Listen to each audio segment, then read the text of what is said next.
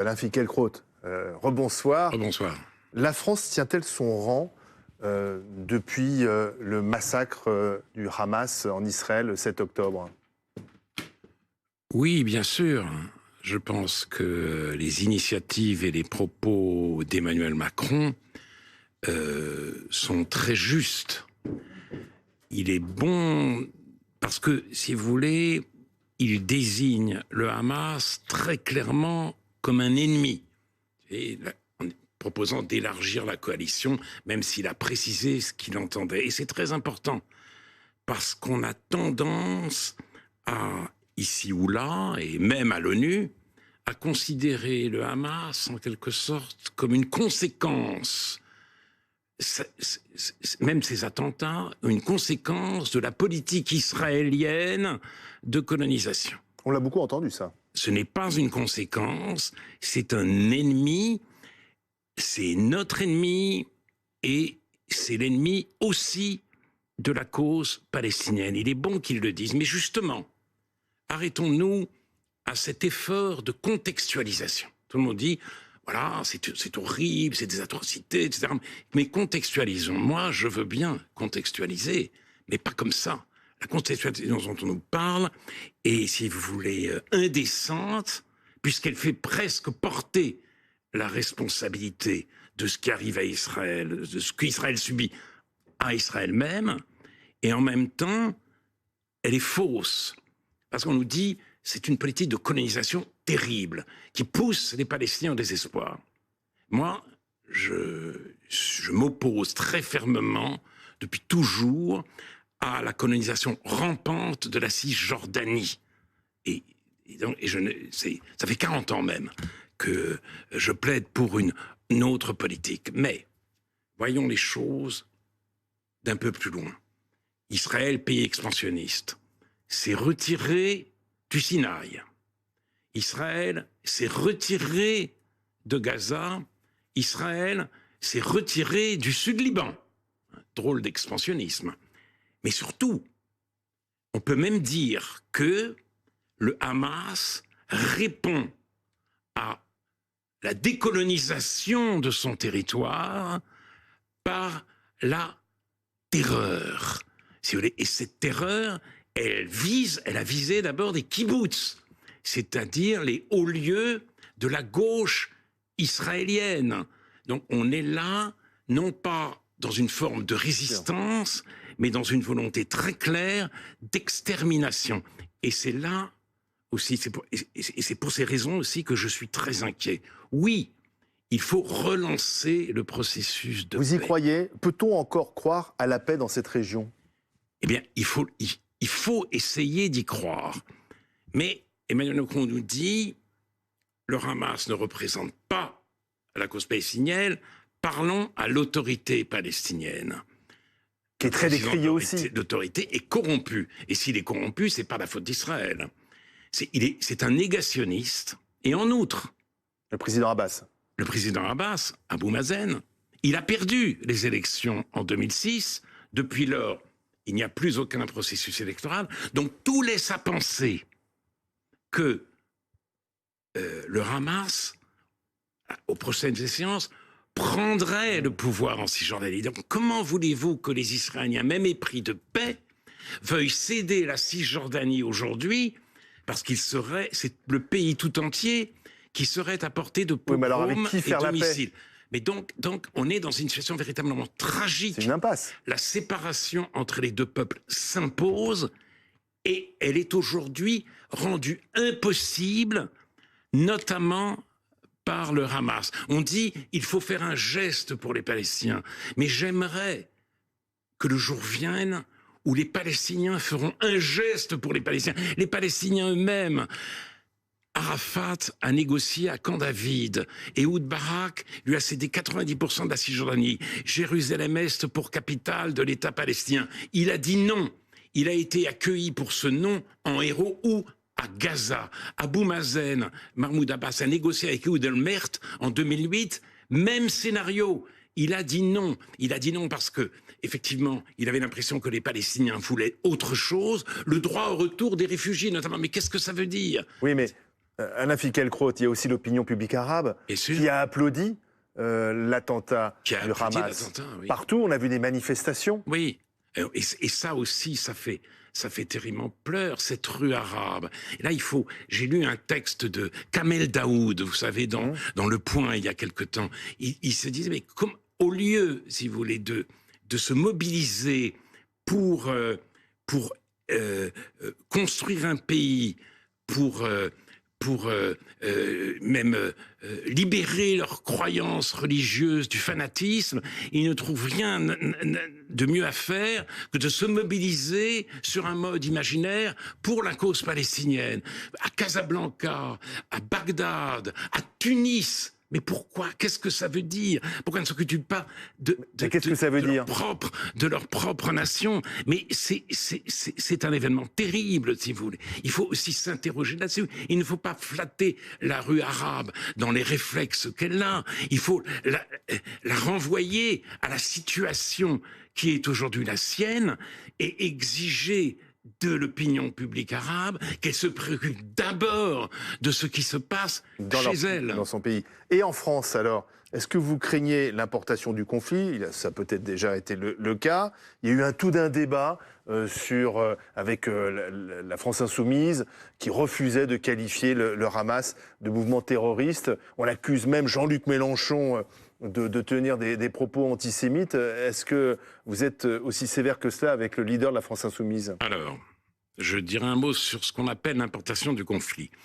La France Insoumise a dit que les attaques de l'offensive armée des forces palestiniennes menée par le Hamas se faisait dans un contexte d'intensification de la politique d'occupation israélienne à Gaza, en Cisjordanie et à Jérusalem. Donc, c'est même pas renvoyer dos à dos. C'est dire que tout procède de la politique israélienne. Je répète que Gaza n'est pas un territoire occupé. Non, ce n'est pas vrai. Il n'y a pas d'apartheid à Gaza. Il n'y a pas de colonie israélienne à Gaza. Il n'y a pas de colonie israélienne. Elles ont été démantelées. C'est une erreur. Et ça a été très difficile. Et d'ailleurs, le parti le pire d'Israël, Force juive, celui d'Itamar Ben-Gvir, est né en réaction à ce démantèlement. Tellement ça avait traumatisé une partie de la nation israélienne. Donc voilà, et le problème, évidemment, de la France insoumise, et je ne suis pas le premier à le dire, c'est d'abord l'électoralisme.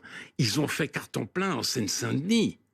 Et ils se disent qu'avec l'immigration, il y aura de plus en plus de Seine-Saint-Denis en France, et un jour, ils arriveront au pouvoir. C'est seulement ce calcul cynique, en fait? Ils spéculent sur ce nouveau peuple, et ils se disent que la judéophobie y est très répandue, et donc ils accompagnent cyniquement ce processus mortifère. Donc il n'y a pas de conviction, c'est uniquement un calcul politique, c'est aussi cynique que ça?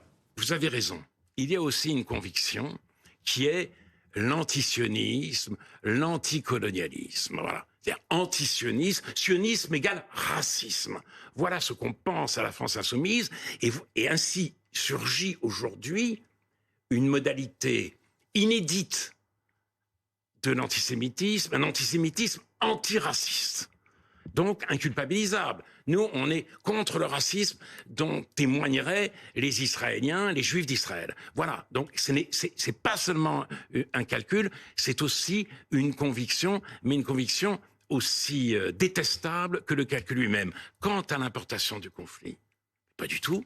Il n'y a pas de conflit. Les Juifs de France ne se battent pas aujourd'hui contre la communauté musulmane. Il y a des actes antisémites quand même qui sont plus importants depuis le 7 octobre. Sous couleur de la solidarité, sous le glorieux étendard de la solidarité avec la Palestine, un déchaînement en France de la nouvelle haine anti-juive. Nouvelle parce qu'elle n'a rien à voir avec Maurras, avec Barès, ni a fortiori avec Hitler.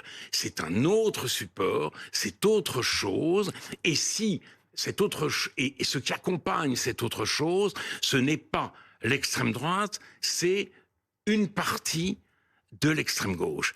Et je suis très inquiet parce que nous sommes au début de cette guerre, parce que l'offensive terrestre risque d'arriver, et parce que plus il y aura de victimes dans cette guerre, plus on accusera Israël des pires turpitudes. On part dès aujourd'hui de massacres. Mais ce n'est pas vrai. Ce n'est pas vrai. Je veux dire, euh, quand la coalition internationale dont parle Macron a fait la guerre à Daesh, elle a largué des bombes. Et des civils sont morts. Et forcément. Et à la différence de ce que fait Israël, sans prévenir les civils. Parce qu'il y a un préavis de la part d'Israël, puisque le Hamas lui-même a dit, quand il n'y aura pas de préavis, on va éliminer un otage. Ça veut dire qu'il y a un préavis. Ça veut dire aussi que les Israéliens ont demandé, on le sait, ont demandé à une partie de la population palestinienne de quitter le nord de Gaza. Il y a quand même des civils qui sont tués à Gaza. Mais il y a aussi des civils qui meurent. Il faut se méfier des chiffres fournis par le Hamas. Mais c'est vrai. Simplement, ce n'est absolument pas un massacre. D'accord, mais je ne sais pas si vous avez entendu la reine Rania de Jordanie qui a pris la parole pour condamner justement le silence assourdissant des pays occidentaux après les bombardements d'Israël à Gaza. Elle dit on a condamné, elle condamne bien sûr les attentats du 7 octobre, mais elle dit aujourd'hui pourquoi les Occidentaux ne condamnent pas les civils tués à Gaza. En fait, il y a 2 poids 2 mesures selon elle. Et d'abord, on n'a entendu personne, et pas elle non plus, dans le monde arabe, et surtout dans l'ère arabe, condamner les atrocités. Là, elle les condamne, elle les condamne, elle. Oui, elle les condamne, mais elle doute qu'il y ait eu des décapitations, et surtout dès qu'elle les condamne, elle dit cet enchaînement de violence, ce déchaînement de violence vient des violations répétées du droit international par Israël. Donc, toujours, Israël est à l'origine même de ce qui lui arrive. Premièrement. Deuxièmement, en Occident, les protestations contre les bombardements israéliens à Gaza se font entendre. Il y a de plus en plus de manifestations dans les rues européennes, dans les campus américains. Les Occidentaux en appellent à un respect du droit humanitaire, mais je n'aime pas l'expression 2 poids 2 mesures parce que ces deux réalités ne sont pas du même ordre. Et j'ajoute que le Hamas n'a jamais combattu l'armée israélienne. Et eux-mêmes, aujourd'hui, se réfugient dans les mosquées, dans les écoles. C'est de là qu'ils lancent leurs roquettes. C'est là aussi qu'ils stockent leurs armes. Donc, il est vrai que pour eux, les Palestiniens habitant Gaza sont un bouclier humain. C'est une réalité dont il faut tenir compte. Une dernière question. L'attaque terrestre n'a pas commencé. Le conflit peut durer. Vous n'avez pas peur qu'à un moment donné, finalement, on n'ait plus le souvenir du massacre du 7 octobre, mais qu'on voit jour après jour les dégâts causés par la guerre menée par Tsahal et que l'attaqué devienne l'attaquant qu'il faudra condamner?